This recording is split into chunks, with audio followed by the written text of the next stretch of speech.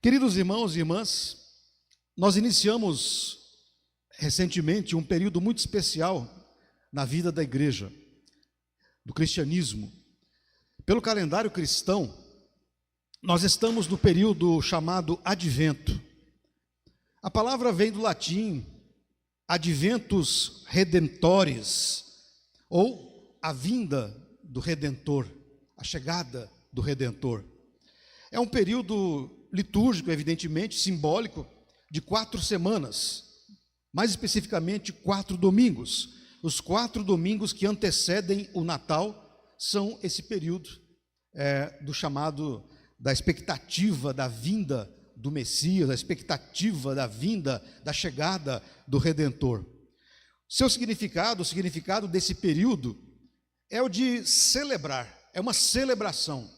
Quando o povo de Deus celebra a primeira vinda de Jesus, o Natal, que acontecerá daqui a alguns domingos. Nós celebraremos daqui a alguns domingos o Natal. Portanto, o Advento é a expectativa da celebração do nascimento do Messias, que litúrgica e simbolicamente faremos logo mais. Isso é feito por quê? Porque isso simboliza o período em que Israel aguardava a vinda do Messias. Então, assim como Israel aguardava a vinda e a chegada do Messias, e os profetas falaram e ficaram em expectativa pela chegada do Messias, a igreja faz a mesma coisa. A igreja cria a expectativa da vinda do Messias, que celebraremos no Natal. É por isso que no Advento, nesse período que antecede o Natal propriamente dito, nós não cantamos ou falamos do Natal, porque não vivemos ainda o Natal, estamos na expectativa da chegada do Natal. É por isso que em algumas igrejas, as que compreendem esse período, não se cantam e não se evoca o Natal, porque o Natal ainda está por vir. Hoje, eu quero convidar você, querido irmão, querida irmã, a meditarmos à luz desta ideia, porque é uma ideia, a ideia de que aguardamos aquele que virá, liturgicamente, porque sabemos que Jesus já veio, mas o Advento também aponta para a sua parousia, ou seja, a sua segunda vinda. Ele virá ainda, ele virá, aguardamos, Maranata, ele voltará. Então, o Advento, ele celebra a primeira vinda de Jesus, mas também aponta para a segunda vinda, da qual aguardamos a sua chegada. E nesse período nós celebramos liturgicamente, portanto, como eu disse, a sua vinda. Ele virá. Ele virá. E faremos essa meditação, evidentemente, no texto que acabamos de ler, João 3, 31, 36. O texto, queridos irmãos, apresenta um contraste profundo, um contraste muito claro entre o que vem do céu e o que é da terra. Esta é a lógica do texto. João está fazendo essa divisão muito clara. Aquele que vem do céu é diferente de quem está na terra. Esse é o tema, esse é o centro desse texto. E esse texto, queridos irmãos, nos chama, a mim e a você, a uma decisão inadiável. Porque nós temos a tendência de adiarmos as coisas, de procrastinarmos as decisões da nossa vida, as coisas a serem resolvidas. Nós temos essa tendência de fazer isso. Mas esse convite é para que nós tomemos uma decisão que deve ser inadiável. Ela tem que ser tomada o mais rápido e urgentemente.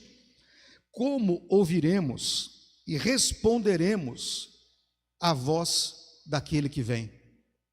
Essa é a pergunta para você nessa noite. Como você responderá à voz daquele que virá e que vem do céu? É sobre isso que eu gostaria de conversar com você nesta hora. João, o evangelista, autor desse texto, quer que os seus ouvintes, os seus leitores, na verdade, e nós, que aqui estamos em 2025 em Cianorte, João quer que a gente entenda o seguinte: só Jesus tem a perspectiva do alto, porque ele está na terra, mas é do céu. Daí o título da nossa meditação: na terra, mas no céu. Ele atua na terra, ele atuou na terra, ele virá à terra, ele veio à terra, mas é do céu. É sobre isso que eu quero conversar com você, sobre estas verdades. O primeiro movimento do texto bíblico é sobre a identidade de Jesus Cristo, a identidade do Senhor. Veja comigo na sua Bíblia o versículo 31, dê uma olhada na sua Bíblia. Diz assim, pelo menos na minha versão diz: quem vem das alturas certamente está acima de todos. Quem vem das alturas certamente está acima de todos. João insiste nesta origem do Senhor, das alturas, do céu, e na linguagem bíblica, origem não é um mero detalhe biográfico, não é só preencher a biografia de Jesus. Na verdade, ele atesta a natureza de Jesus, fala daquilo que ele é. Não é chave interpretativa de tudo que ele faz, não, é sobre a identidade do Senhor. Ele vem do céu, ele não é como nós. É o que João está querendo dizer a mim e a você. O Senhor é diferente. Pode parecer óbvio, mas você verá um pouquinho além. A origem do Senhor, a origem de Cristo, das alturas, do céu, do alto, diferencia-o completamente de todos os outros seres. Ele não é uma voz humana a mais, é isso que João está querendo dizer. Ele não é mais alguém falando, como havia na época em que João escreveu, dezenas, até centenas de outros profetas falando em nome de Deus. Ele não era mais uma voz, ele era aquele que vinha do alto. Ele não era como os demais. Ele é o enviado, ele é o representante e a própria revelação daquele que está acima de todos. Ele é diferente de todos os outros profetas. É por esta razão, porque ele não é daqui, ele é do alto. Isso o capacita a trazer a vontade e a verdade sobre Deus. É isso que João está querendo dizer a cada um de nós. E por que, irmão e irmã, essa ênfase importa? Qual a importância disso? Porque quando alguém fala a partir da sua própria experiência limitada, por melhor que seja a sua intenção, fala tendo como referência medidas, conceitos e verdades, entre aspas, humanas. Pense aí, hoje em dia está muito em moda, né, os mega pastores, os hiperpastores, enfim, tudo isso. Pense no pastor mais famoso que você conhece. Pois bem, ele não é nada além de um ser humano, que fala a respeito da visão humana, da lógica humana e daquilo que ele conhece. E todos os pastores, do anônimo ao mais conhecido, do mais simples ao mais importante, entre aspas, nenhum deles, nenhum de nós, fala como Jesus falou, porque não tem a mesma autoridade de Jesus. Porque Jesus é aquele que vem do céu, enquanto todos os outros falam da sua perspectiva terrena. Já aquele que fala do alto, fala com a visão de Deus, que criou todos e tudo o que há na terra. É dele que vem a palavra, é desse Criador, de todas as coisas, de todos os seres. Os seres da terra falam de si mesmos, falam da sua perspectiva. E eu que sou baixinho, uma visão mais baixa ainda.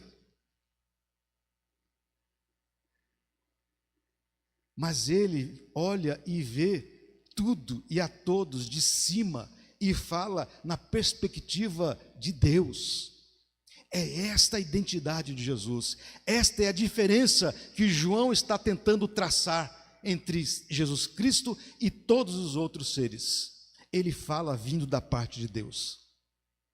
Mas João faz questão de mostrar o contraste entre o que é da terra e o que vem do céu, para mostrar que as categorias humanas não conseguem, por exemplo, acolher, entender e muito menos aceitar plenamente aquilo que é divino, aquilo que vem do alto, aquilo que vem do céu.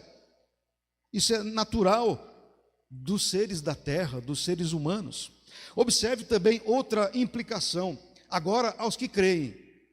Quando colocamos líderes, sejam eles quais forem, tradições ou experiências humanas no mesmo nível de Cristo Jesus, tomamos a medida errada, completamente errada, da realidade espiritual que todos nós vivemos. A autoridade daquele que é do céu desconstrói todo sincretismo que mistura Cristo com religiões, Cristo com filosofias, Cristo com ideologias. Ideologias não salvam. Não salvam porque elas são daqui de baixo. Elas não são lá de cima. Elas são daqui de baixo. E a mensagem que salva é a mensagem que vem do alto. Não é a mensagem cá de baixo. É lá de cima. É esta que salva.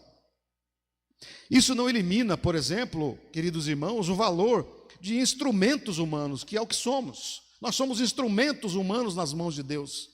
Isso não elimina a importância de profetas, mestres, pastores, líderes e demais, mas os coloca subordinados à sua própria natureza terrena, daqui, de baixo.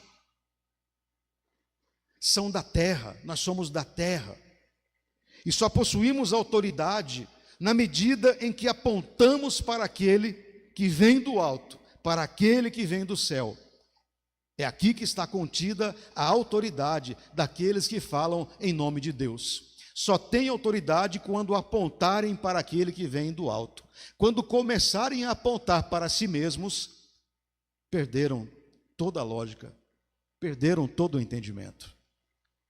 Porque os instrumentos humanos, pastores, líderes e qualquer tipo de liderança, só tem sentido quando apontar para Cristo. Assim como João Batista disse que ele cresça e eu diminua. Essa é a lógica. Além disso, queridos irmãos, João apresenta uma tragédia, que pode ser a tragédia de pessoas que estão à nossa volta. Podem ser pessoas à sua volta, do seu convívio, que estejam em tragédia. Pessoas que convivemos rotineiramente, cotidianamente. Veja comigo o versículo 32, veja aí na sua Bíblia o versículo 32. O que diz o versículo 32? É uma continuidade, diz ele a respeito daquele que vem do alto, e dá testemunho daquilo que viu e ouviu. Ou seja, aquele que vem do alto fala, dá testemunho daquilo que ele viu e daquilo que ele ouviu. Ele veio do alto, dará testemunho daquilo que ele viu do alto e daquilo que ele ouviu do alto. Mas aí vem a tragédia. Mas ninguém aceita o seu testemunho. Esta é a tragédia. Aquele que vem do alto, fala do alto, testemunha o que vem do alto, testemunha o que viu e ouviu do alto. Mas os daqui de baixo rejeitam o seu testemunho, não aceitam o testemunho que ele dá a respeito de Deus. Essa é a tragédia, irmãos. Mesmo diante da evidência, alguém que veio do céu, viu e ouviu o Pai, muitas pessoas rejeitam a mensagem e também o mensageiro. Há muitos que rejeitam a mensagem, e junto com a mensagem, o mensageiro. Não quero saber dessa mensagem, muito menos desse mensageiro que vem do céu. Não quero. Quero viver minha vida. Eu não quero saber desse mensageiro, que é Cristo Jesus. Eu não quero saber disso. Eu não quero me envolver com isso. E há quem diga, eu quero distância disso.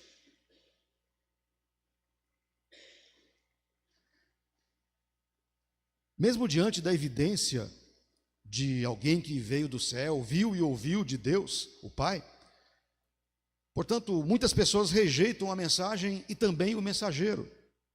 A rejeição à mensagem e ao mensageiro não é, então, falta de informação. Não é falta de informação. Porque todos sabem da mensagem e do mensageiro. Portanto, não é falta de informação. É uma decisão do coração. É uma decisão do coração. Eu decido não querer me importar com a mensagem. Eu decido não querer me envolver com o mensageiro. É uma decisão. É disso que João está tratando. Para quem ouvia ou lia João, e para nós, aqui em 2025, essa observação funciona como uma espécie de espelho. Um espelho que está na nossa frente. A questão não é conhecer as narrativas bíblicas, não é isso.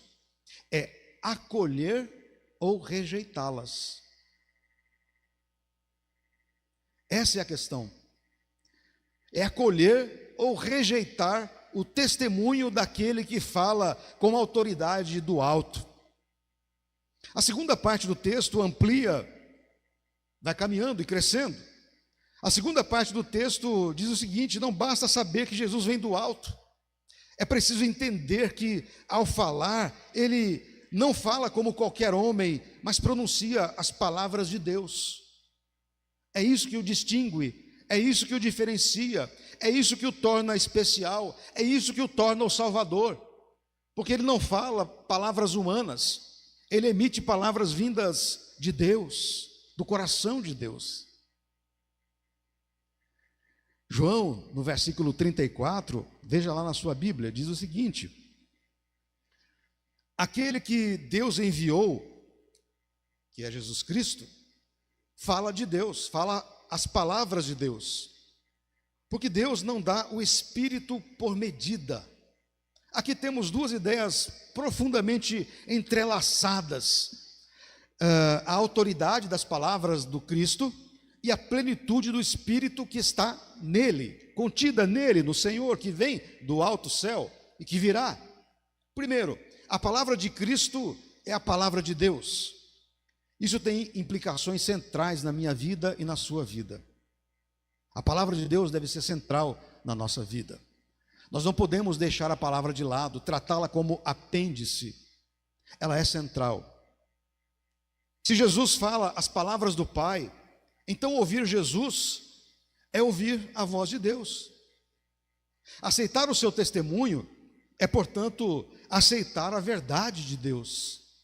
É isso que João tenta ensinar a mim e a você. João deixa claro que aceitar o testemunho de Jesus atesta que ele de fato é verdadeiro. Quando eu reconheço a verdade e quando eu reconheço o mensageiro, eu estou atestando, comprovando que de fato ele veio do céu, porque ele fala as palavras de Deus. Há aqui uma intimidade entre fé e verdade. Crer em Jesus, crer no Senhor Jesus, é aderir, é aceitar a verdade do Pai. Uma coisa está envolvida na outra e não há como fugir a isso. Segundo, Deus não dá o Espírito por medida. A Nova Versão Transformadora nos esclarece um pouquinho melhor esta expressão, porque Deus lhe dá sem limites o Espírito. Essa é a tradução mais apropriada. Falando a respeito de Jesus, porque Deus lhe dá sem limites o Espírito. Essa frase, queridos irmãos, significa que em Jesus Cristo, a presença do Espírito é plena, sem contenção, sem limitação, é plena. Jesus não recebeu uma porção pequena do Espírito, não, não é sem medida, é pleno. Não é uma porção pouca do Espírito de Deus para exercer o seu ministério, não, ele recebeu o Espírito por plenitude, para poder exercer o seu ministério aqui entre nós. Portanto, ele é o portador do Espírito Santo, em sua plenitude. Para João, isso explica porque a sua fala tem autoridade infalível. A palavra de Jesus é infalível, porque ele fala da parte de Deus. Não é uma opinião humana temperada com alguma coisinha para ficar palatável para cada um de nós. Quem tenta colocar tempero nas palavras somos nós, seres humanos, para ficar mais ou menos agradável de ser ouvida. Mas a palavra de Deus não precisa de tempero, ela não precisa ser temperada, ela é simplesmente a palavra de Deus e deve ser aceita. A frase serve para distinguir a missão de Jesus de experiências espirituais fragmentadas também. Ou seja, ele tem a plenitude do Espírito. A autoridade do Senhor Jesus é fruto da plena comunhão entre ele, Jesus, o Pai, o Filho e o Espírito. Portanto, é uma comunhão trinitária. Entre os três há uma plenitude total. O Filho é cheio do Espírito plenamente. E o Filho diz: quem me conhece, conhece o Pai. Portanto, há uma plenitude entre eles. Assim, queridos irmãos, essa passagem nos leva a uma visão central da Trindade. A revelação que vem por Jesus. Jesus vem revelar a vontade de Deus. É Ele quem traz o testemunho, é Ele quem fala as verdades de Deus. Portanto, Ele é a revelação de Deus, comunicada por meio do Filho, Ele, Jesus, com a presença plena do Espírito. Vejam, naquele que virá, naquele que vem do céu, está completa a Trindade, se manifesta totalmente a Trindade. O Filho revela o Pai, ele, o Filho, tem plenamente o Espírito Santo presente para o seu ministério. As coisas estão todas plenas em Jesus Cristo. Para o nosso dia a dia, isso significa, irmãos, o que isso tem a ver comigo e com você? Né? Você pode estar pensando.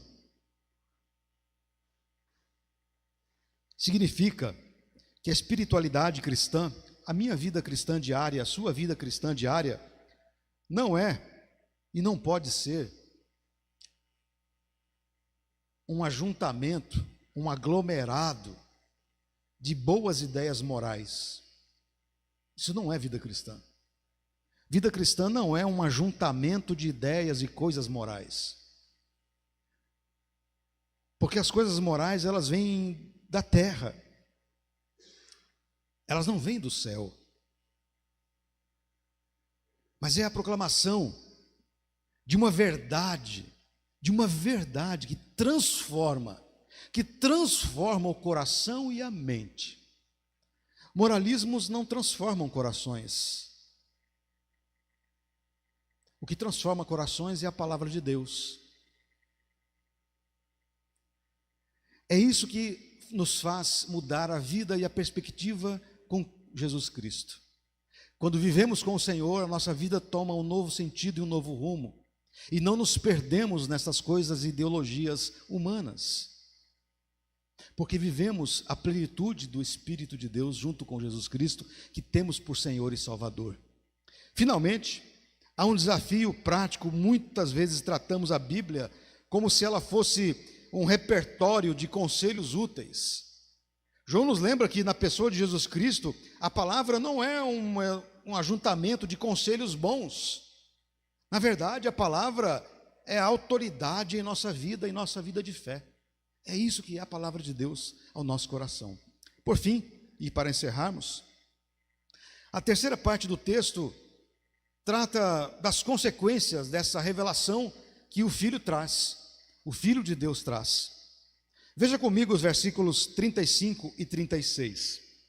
Diz assim: o Pai ama o Filho e entregou todas as coisas nas mãos dele. Por isso, Quem crê no Filho tem a vida eterna.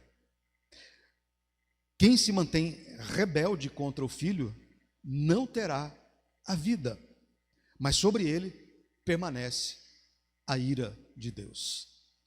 Aqui João trabalha com duas verdades que precisam e devem caminhar juntas: o amor do Pai pelo Filho e a consequência decisiva da nossa resposta, da minha resposta a esta mensagem e ao mensageiro.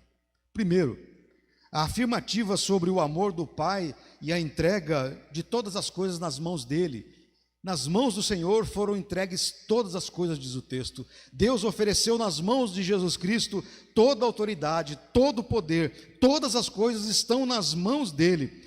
Ou seja, ele tem a plenitude dessa obra, tudo isso está nas mãos dele. Ele não é, portanto, um salvador limitado, mas aquele em cujas mãos estão tanto a redenção da humanidade quanto o juízo estão nas mãos do Cordeiro, o Filho de Deus. O Pai entrega ao Filho todas as coisas, e o Pai entrega ao Filho toda a autoridade. Revela que a autoridade de Cristo é total e universal. Isso esclarece porque a resposta que damos ao Filho determina a nossa vida. Isso é sério.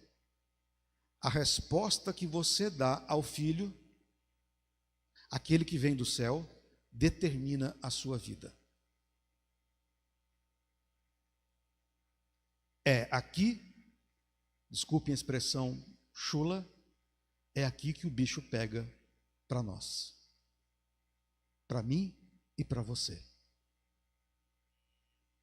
O que nós fazemos com a mensagem e o mensageiro,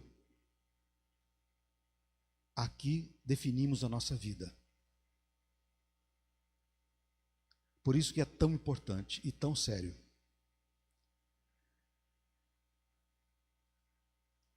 Quem crê no Filho tem a vida, diz o texto, eterna.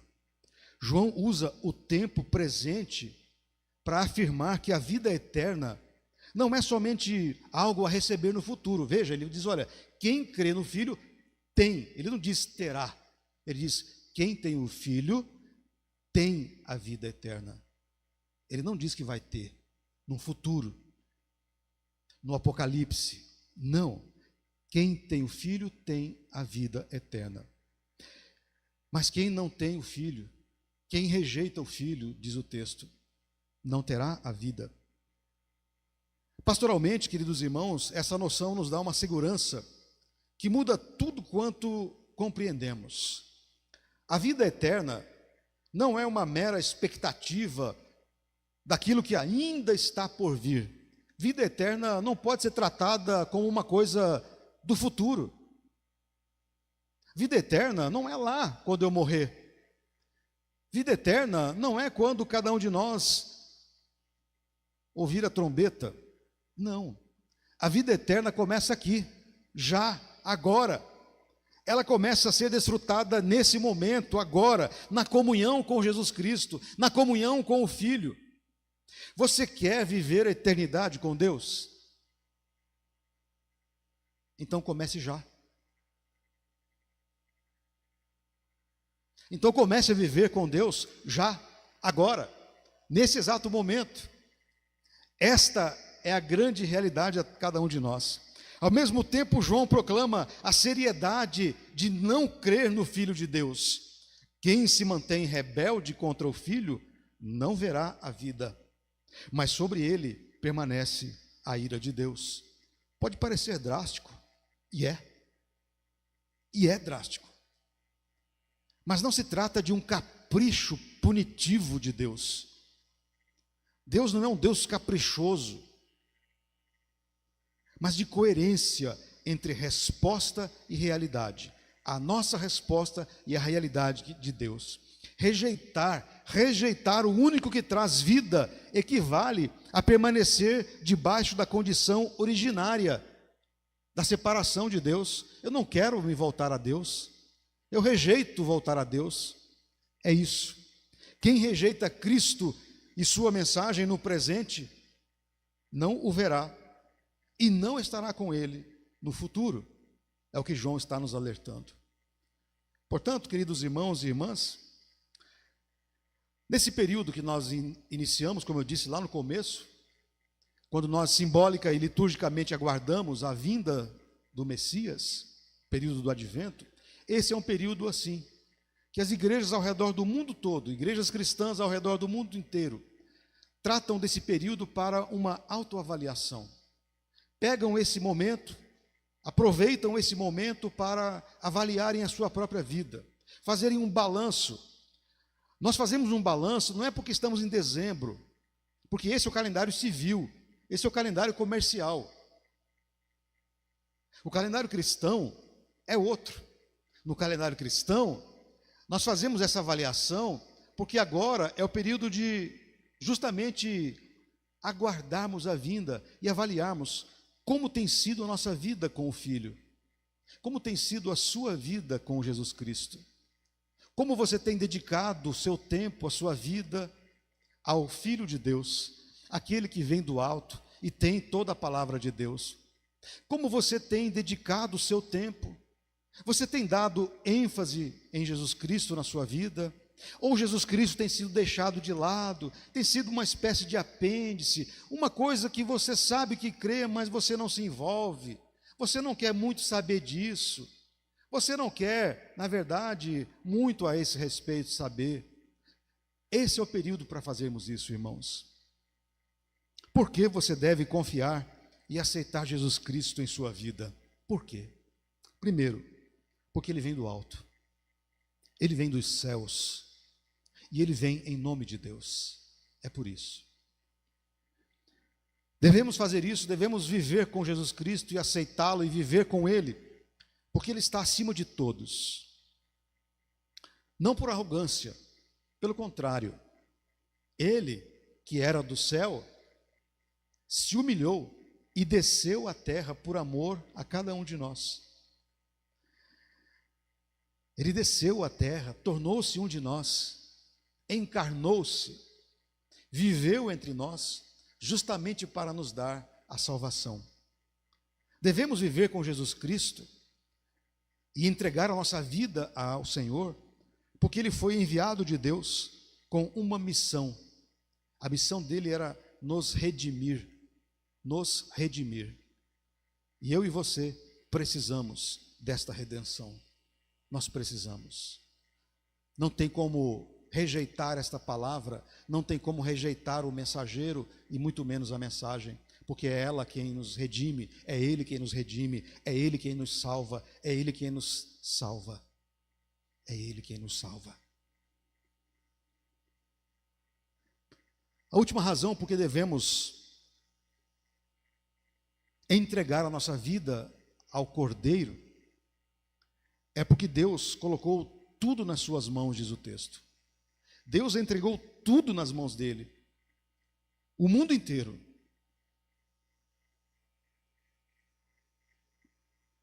João diz que Deus entregou nas mãos de Jesus Cristo todas as coisas. Isso inclui eu e você. Isso inclui eu e você. Deus entregou nas mãos do Cordeiro a sua vida.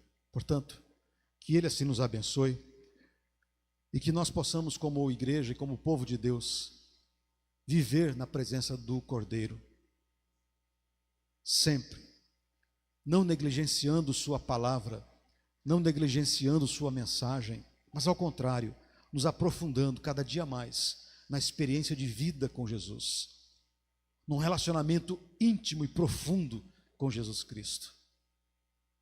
Não sejamos rebeldes, como diz a palavra, porque a rebeldia não nos levará junto a Ele à eternidade, diz o texto.